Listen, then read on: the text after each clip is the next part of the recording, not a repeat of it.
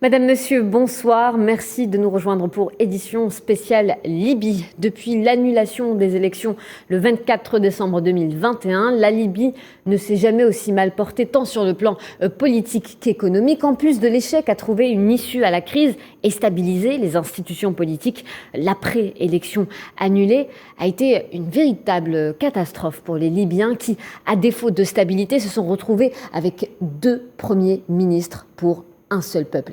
Cette situation des moins enviables pour les Libyens risque de plonger le pays dans une violence qui menace carrément la souveraineté et l'intégrité du pays, faisant planer le spectre de la division sur ce pays très fragilisé depuis la chute de Kadhafi en 2011. Les velléités personnelles des 2 premiers ministres l'emportent sur l'intérêt du pays. Une reconnaissance internationale très timide entre Dbeibah et Bachara. Les positionnements se dessinent.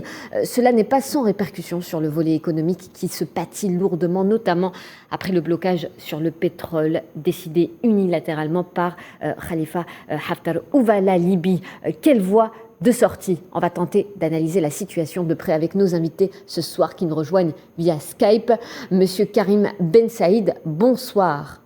Bonsoir. Vous êtes journaliste tunisien et monsieur Giuseppe Aconcia, bonsoir monsieur. Bonsoir. Vous êtes professeur et journaliste spécialiste notamment des questions autour de la région MENA et professeur donc à l'université de Padova. Merci messieurs de nous avoir rejoints ce soir. Donc nous le disions, où va la Libye entre crise institutionnelle et économique. Juste après l'annulation des élections du 24 décembre 2021, les tractations ont commencé entre les autorités de Tobrouk et celles de Tripoli, des tractations qui ont donné naissance à un nouveau gouvernement dirigé par Fethi Bachara, nommé par ses pairs, les membres du Parlement, une situation inédite. On va poser un peu l'état des lieux. Quelles sont les conséquences aujourd'hui, monsieur Ben Saïd ? Alors les conséquences sont claires. Une nouvelle fois, la Libye est divisée entre 2 gouvernements. Si on ajoute à cela les ingérences étrangères, comme vous l'avez précisé, eh bien, oui, on n'est pas sorti de l'auberge. Alors qu'on pensait finalement que les Libyens commençaient à trouver une solution avec, comme vous l'avez annoncé, donc des élections qui étaient prévues en décembre dernier, mais qui au final n'ont pas eu lieu parce que voilà, il y a eu les événements qu'on connaît. On estime que Dbeibah a échoué dans l'organisation des élections, mais après, est-ce que le gouvernement de Bechara est lui aussi aujourd'hui un gouvernement légitime? C'est toute la question. En tout cas, on est dans une Libye évidemment divisée, dans laquelle les ingérences étrangères sont énormes et les dialogues sont quasiment impossibles entre les 2 camps, et vous l'avez aussi précisé, ce problème de blocage du pétrole qui inquiète aujourd'hui notamment l'Occident. Complètement, donc vous venez de le préciser, une Libye divisée entre Dbeibah élu et un Bachara nommé. La légalité se perd puisque chacun d'eux brandit ses propres arguments. Monsieur Aconcia, pardon. Oui, tout à fait. En fait, là, il y a la possibilité d'avoir un dialogue national pour arriver à des élections qui, comme vous disiez, c'était prévu le mois de décembre. En fait, le comité conjoint pour la préparation des élections a été annoncé le 13 d'avril avec le soutien des Nations Unies. Et même si l'envoyé des Nations Unies, Williams, a été beaucoup critiqué, surtout par le Parlement de Tobrouk et même Williams, la représentante des Nations Unies, a parlé de manque de légitimité du gouvernement de Bachar. On va voir si les élections vont avoir lieu dans le mois de juin, que c'est peut-être la date plus proche quand elles peuvent avoir lieu. De l'autre côté, il y a le problème du pétrole et de la production pétrolière. En fait, la Libye est en train de perdre 60 millions de dollars par jour pour la fermeture des puits de pétrole et une production de 600 000 barils de pétrole par jour qui a été arrêtée surtout pour les pressions qui sont arrivées par Khalifa Haftar et par le Premier ministre Bachar. En même temps, l'ANOC, la compagnie nationale pétrolière libyenne, a annoncé qu'il va reprendre la production pétrolière il y a quelques jours, donc il faut voir si ça va amener aller à une production qui peut aider l'économie libyenne qui est en crise, comme vous disiez avant. Oui, on reviendra justement sur ce blocage des sites pétroliers en Libye dans quelques minutes. On va plutôt s'intéresser à ces deux premiers ministres pour un seul peuple. Monsieur Ben Saïd, comment Bachara, qui est soutenu par l'Égypte, se retrouve soutenu par Haftar, qui ne laissait pas transparaître beaucoup d'affinités au départ? Qu'est-ce que vous en pensez? Alors justement, Haftar, c'est un allié de circonstance, effectivement. Alors juste avant pour les élections, vous avez évoqué les élections de juin. Il est très très difficile de penser que la Libye puisse organiser des élections en juin prochain. Et d'ailleurs, l'ambassadeur italien l'a précisé dans une conférence en Italie sur cette question. Il a dit il n'est pas possible, il faut être lucide, il n'est pas possible d'organiser des élections alors que nous avons deux gouvernements. Et aujourd'hui, la situation est telle que l'Occident s'inquiète. Parce que, par exemple, une ONG qui s'appelle The Interest, c'est une ONG américaine, The National Interest, eh bien, elle urge aujourd'hui l'Occident à choisir un camp en Libye pour terminer cette guerre fratricide entre les Libyens et donc soutenir soit Dbeibeh, soit Haftar et son allié de circonstance, Bechara. Aujourd'hui, tout le monde attend à ce que la Libye s'apaise, la situation sécuritaire et politique s'apaise en Libye, notamment en Tunisie, qui a, vous le savez très certainement, qui souffre d'une crise économique. Eh bien, ils attendent, parce que c'est un pays voisin, ils attendent à ce que la situation se calme en Libye pour que des travailleurs, les chômeurs, puissent aller travailler en Libye, pour que les échanges économiques se poursuivent entre les deux pays, pour que des investisseurs tunisiens puissent aller en Libye, notamment pour la construction. Il y a cet ensemble d'enjeux. Et d'un autre côté, il y a cette impossibilité de trouver un accord. Et le tout est qu'aujourd'hui, les Libyens sont un peu dérangés par cette obsession de l'ONU de vouloir à tout prix organiser des élections, alors que dans ce contexte-là, tout le monde sait qu'il n'est pas possible d'organiser des élections. À chaque fois que donc Madame Stéphanie Williams rencontre des Libyens, elle ne parle que de ça, la date d'organisation des élections dans une Libye complètement divisée. Donc il faudrait que les Libyens s'assoient véritablement autour d'une table, se défaire de toute ingérence étrangère, quelle qu'elle soit, et discuter pour pouvoir trouver des solutions et ensuite envisager sereinement une date et un calendrier pour les élections. Cela ne sert absolument à rien de prévoir un calendrier, comme l'a fait M. Dbeibeh, de le présenter à ses alliés, à ceux qui le soutiennent, alors que le pays est divisé. Il faudrait un dialogue interlibyen et voilà, donc il faudrait vraiment apaiser les tensions d'abord pour réfléchir à des élections, pour réfléchir aux institutions de la République, de la future République libyenne ensuite. Voilà. Monsieur Akoncia, quel rôle de la communauté internationale dans tout ça? D'autant plus que Stéphanie Williams ne s'est vraiment pas prononcée clairement sur la question. Oui, ça c'est très important, c'est un point très important parce qu'en fait, c'est possible que dans les prochains mois, il y aura un médiateur des Nations Unies qui soit libyenne. Ça a été demandé par les deux côtés et donc la possibilité d'avoir un Libyen qui va ménager la crise dans le pays, peut-être ça va changer les équilibres internes dans une situation très chaotique et très fragilisée. De l'autre côté, il y a le soutien que Haftar a toujours, qui vient surtout du Caire, qui vient surtout de l'Égypte, qui vient surtout de l'Arabie Saoudite.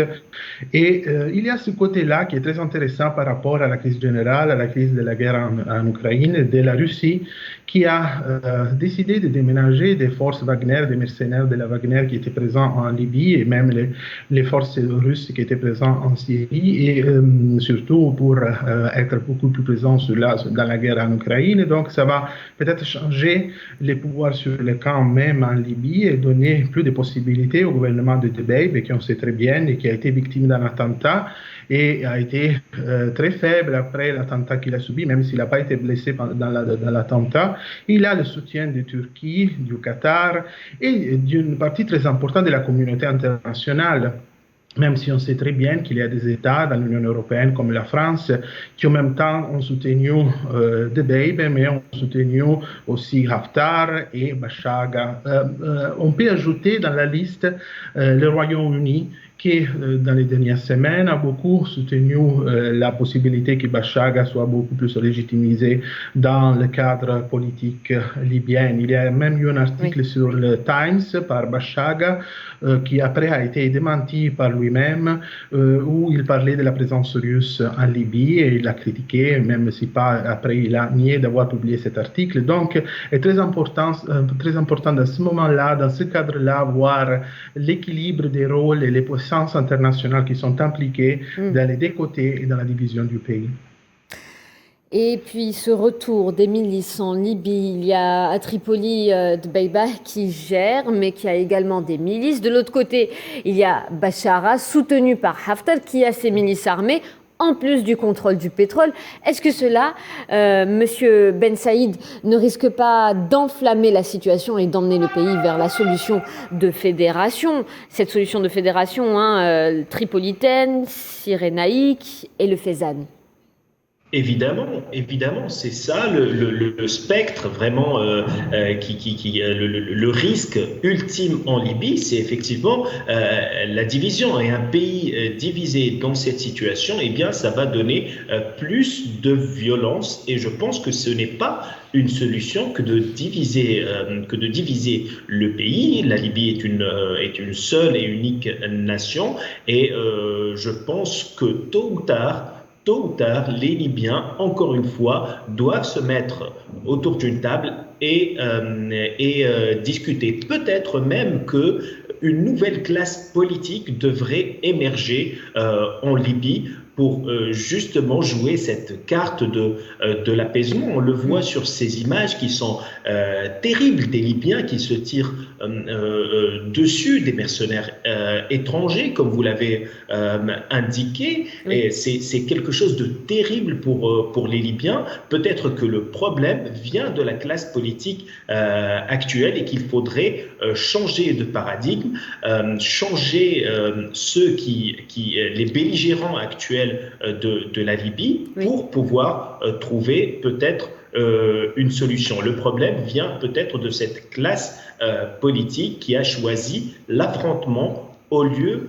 du dialogue. Et voilà, on le voit par exemple en 2014, en 2013, je crois, en Tunisie, il y a eu un dialogue national remarquable qui a permis à la Tunisie d'avoir ce prix Nobel.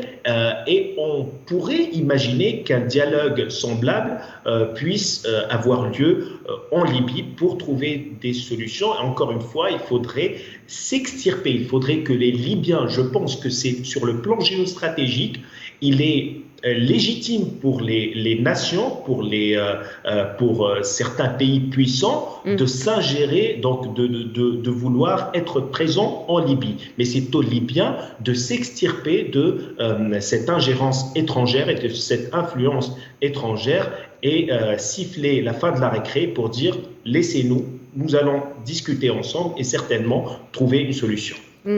Monsieur Akoncia, en Libye, apparemment, on le disait à l'instant, chaque dirigeant fonctionne avec ses milices. Est-ce que ces milices sont finalement devenues l'arme de dissuasion des uns et des autres lorsque la politique vient à manquer? Exactement ça. La Libye dans le chaos et la Libye chaotique de laquelle on a parlé jusqu'à ce moment-là est partagée par des centaines, des centaines de milices qui contrôlent le territoire, qui contrôlent la côte libyenne, qui contrôlent les puits de pétrole, qui contrôlent même le business des migrations. On peut nommer certaines milices, par exemple la milice des 110, la milice 64, qui soutiennent Bachaga et Khalifa Haftar, qui ont soutenu ce côté-là. Et de l'autre côté, il y a une milice qui est très importante, qui est la milice, sont les milices qui se trouvent à Misurata, qui ont toujours soutenu Dbeibeh. Et il faut voir le poids que les deux premiers ministres ont dans la ville de Misurata. En fait, la ville est très importante pour les équilibres géostratégiques libyens. Et Dbeibeh vient lui-même de la ville de Misurata. Et à Misurata, il y a les islamistes qui ont soutenu avant le gouvernement d'unité nationale de Fayez al-Sarraj et le processus de dialogue national qui a été fait au Maroc, à Skirat, et a été terminé en 2015. Donc il faut toujours voir ces dynamiques-là pour comprendre les dynamiques des politiques intérieures en Libye, la production de pétrole, les effets qu'elles ont sur la production de pétrole et même sur les immigrés. Il y a eu 150 prisonniers qui sont sortis de la prison de Melita il y a quelques jours, 72 entrées sont rentrées dans les prisons de Melita, mais même après le commencement de la guerre en Ukraine, il y a eu une augmentation du nombre d'immigrés qui sont arrivés en Italie. Donc ça va en parallèle avec la crise libyenne d'avoir toujours ce côté-là sur l'immigration qui ont des effets collatéraux des crises antérieures en Libye et du chaos qui règne dans le pays. Monsieur Ben Saïd, et puis cette décision de Bachara de se baser à Sirte, pourquoi Sirte? Quel enjeu? Alors, Sirte, effectivement, donc c'est l'un des bastions et justement se trouver à Sirte, c'est effectivement quelque chose d'important pour Bachara. Alors, ça se trouve à peu près, je crois, 500 kilomètres de Tripoli, là où est basé effectivement donc le gouvernement de Tripoli, donc de Dbeibeh. Oui. Alors sur le plan géographique, je ne sais pas quelle est la stratégie de Bachara, mais effectivement on va peut-être organiser peut-être des attaques contre si jamais les choses s'enveniment, mais bien des attaques contre Tripoli, ce que on l'espère ne se passera pas. Et puis on revient à ce que vous disiez tout à l'heure, monsieur Akoncia. Donc depuis la mi-avril, la production de pétrole et du gaz a baissé. Celle du pétrole a baissé d'environ 600 000 barils par jour, soit la moitié de son niveau quotidien. Et ce qui a entraîné, donc, vous le disiez tout à l'heure, un manque à gagner de 60 millions de dollars par jour. Haftar serait derrière ce blocage. Est-ce que Haftar détient finalement autant de pouvoir et de puissance pour couper la moitié du pays de ses revenus? Et ça, c'est très compliqué à dire. En fait, Haftar a essayé plusieurs fois, de 2014, d'arriver à Tripoli. Il a essayé de contrôler la ville, de contrôler les forces dans la capitale libyenne, surtout dans la capitale de la Tripolitaine. Et il n'a pas pu faire ça. Il a attaqué l'aéroport de Mitiga plusieurs fois. Il a essayé d'arriver jusqu'à Tripoli, mais a été toujours arrêté. Donc, il n'a pas eu le pouvoir d'arriver dans la ville de Tripoli. Et il y a plusieurs raisons parce que ça ne s'est pas passé. Une des raisons qu'on peut nommer, c'est le fait que même Haftar lui-même, il ne contrôle pas complètement le Parlement de Tobrouk et les forces dans la Cyrénaïque. Donc, il y a de l'autre côté la considération que Haftar a un contrôle plus profond des villes de Sirte et de Derna qui ont nommé avant. Et il faut toujours se souvenir que les villes de Sirte et Derna sont les villes où il y a les plus forts supporters de Gheddafi, il y a les pro-Gheddafi, les gens qui ont soutenu Gheddafi, parce qu'en fait, c'était les villes où Gheddafi a grandi et où il y a le soutien le plus fort pour les vieux Raïs qui contrôlaient la Libye jusqu'au moment qu'il a été tué. Et il y a des nouvelles qui disent que Haftar et Bashar ont un contrôle sur Sirte, c'est-à-dire ont un contrôle sur ces villes-là, où il y a eu même un recul des forces djihadistes et des forces radicales dans le pays. Donc il faut toujours voir ces dynamiques-là. Et de l'autre côté, il faut voir le fait que même Haftar avait attaqué Tripoli quand Bashar était le ministre de l'Intérieur et il y avait la visite du secrétaire général des Nations Unies. Donc même voir les relations entre Bashar et Haftar est très compliqué à répondre. Même Haftar, au premier moment, ne voulait pas soutenir la candidature de Bashar. Après, il l'a soutenu. Il y a eu une médiation du président du Parlement Sal. Il y a eu une médiation d'Ahmed Maït, qui sont des hommes très importants en Libye. Donc, il faut toujours voir la force de Haftar, le contrôle qu'il a sur Tobrouk et sur la Cyrénaïque et sur l'armée et sur les forces militaires dans les côtés de la Cyrénaïque pour comprendre sa puissance et les relations avec le premier ministre Bashar à ce moment-là. Précisons donc que ces derniers blocages sont survenus après l'annonce du transfert par la Compagnie nationale de pétrole de 8 milliards de dollars de revenus pétroliers dans les caisses du gouvernement de Tripoli, ce qui a suscité l'ire du camp de l'Est. Monsieur Ben Saïd, dans ces cas-là, devant toutes ces pertes, non seulement la Libye va avoir une mauvaise réputation auprès de ses partenaires sur le plan du pétrole, mais est-ce que ces partenaires, finalement, ne bénéficient pas de cette situation de chaos, justement ? Justement, c'est ce que je vous disais tout à l'heure. Donc l'ingérence de ces pays, des partenaires comme vous les appelez de la Libye. Je ne sais pas si ce sont des partenaires au sens positif du terme, mais en tout cas ceux qui veulent aussi l'énergie qui existe en Libye vont trouver évidemment leur intérêt dans le trafic notamment et justement il y a certainement une quantité de pétrole qui est très certainement vendue dans la en contrebande. Oui. Écoutez ? Oui. Je vous en prie. Alors, et justement, donc ces gens-là, eh bien, ils sont attirés par le chaos qui est en Libye. C'est la raison pour laquelle je vous dis que seuls les Libyens peuvent trouver entre eux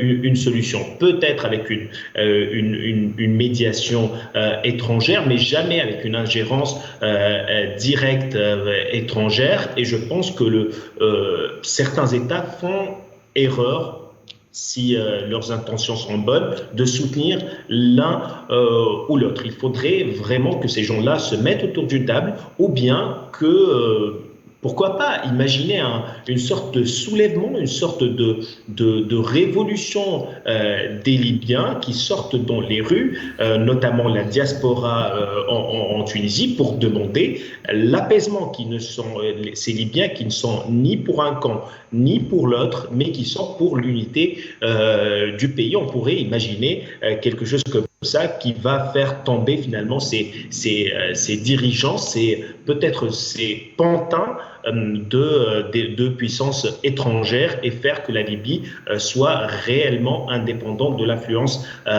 étrangère et trouver au final une solution. Le vrai problème aujourd'hui en Libye, je pense, pour apaiser la situation, c'est la quantité énorme d'armes qui continuent à circuler dans le pays.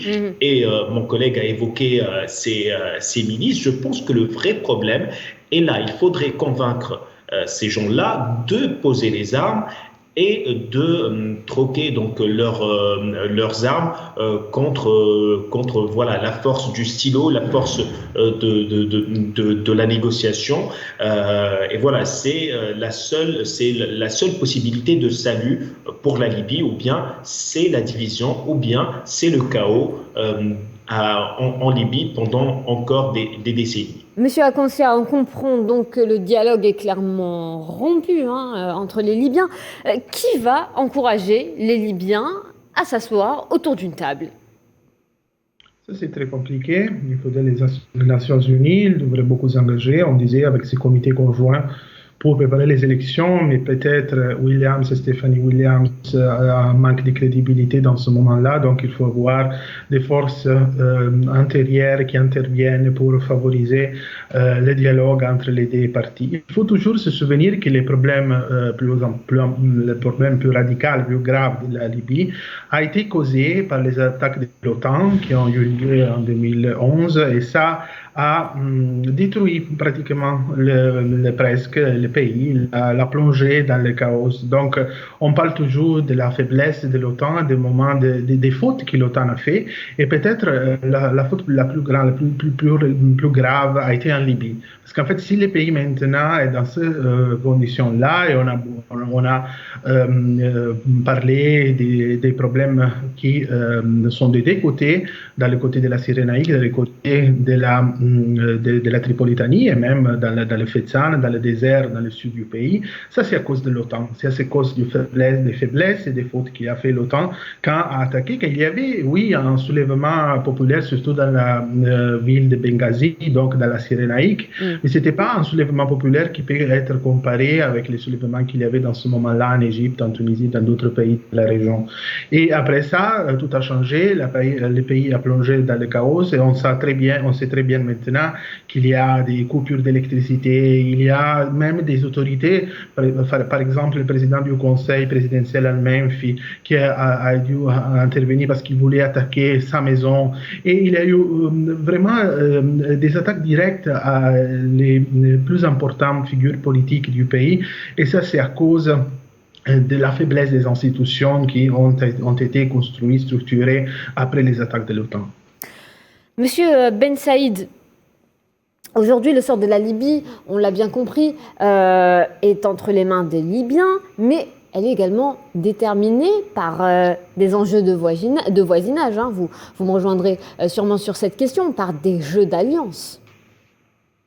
Absolument, absolument. C'est ce que je vous disais tout au long de mon intervention et j'ai vraiment insisté sur cela et vraiment il faudrait que les Libyens trouvent une solution entre eux. Il y a ce jeu d'alliance et ce qui est amusant, c'est que dans les déclarations, chacun des belligérants, Dbaïba ou Bécher, accuse l'autre de faire appel à des alliés étrangers, alors que tous les deux, eh bien, ils sont en train de chercher des soutiens étrangers de part et d'autre, de puissants soutiens. Et voilà, donc en Algérie, par exemple, il va y avoir effectivement, on l'espère, le sommet arabe. Oui. Voilà, et on s'interroge sur quelle forme prendra vraiment ce sommet dans cette division et notamment aussi sur la question libyenne, le retour de l'Algérie sur la scène internationale qui veut évidemment avoir son mot à dire et cette tension un petit peu qui commence à se ressentir avec l'Égypte, eh bien effectivement dans tout cela la Libye ne se retrouve pas. Donc vraiment il faudrait que les Libyens puissent trouver une solution et ça serait vraiment une bonne nouvelle pour la Libye et le monde arabe que l'Algérie et l'Égypte se mettent d'accord sur la politique à suivre.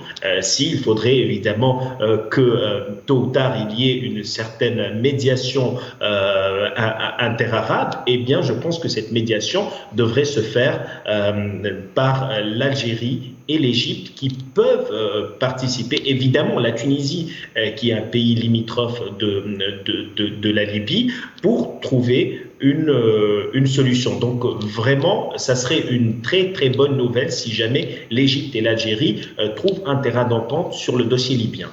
Monsieur Acancia, vous souhaiterez peut-être réagir, juste avant de se quitter. Un dernier mot, l'émission touche à sa fin.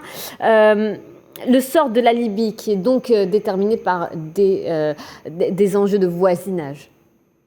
Oui, ça c'est très important. En fait, il y a des semaines une rencontre très importante avec les autorités algériennes et de BEI sur la question de la coopération énergétique. Et donc, c'est vrai, comme disaient les collègues, qu'il y a la possibilité d'avoir un rôle très important, de jouer un rôle très important en Libye, par l'Algérie, même par la Tunisie. De l'autre côté, quand on parle d'autres pays comme l'Égypte, ça est beaucoup plus compliqué parce qu'en fait, l'Égypte et les autorités égyptiennes ont toujours eu Mhm. joué un jeu agressif dans le pays. Ils ont toujours Oui, soutenu un côté contre l'autre. Donc là, il est plus compliqué de parler du pays comme un pays qui peut favoriser le dialogue entre les deux côtés.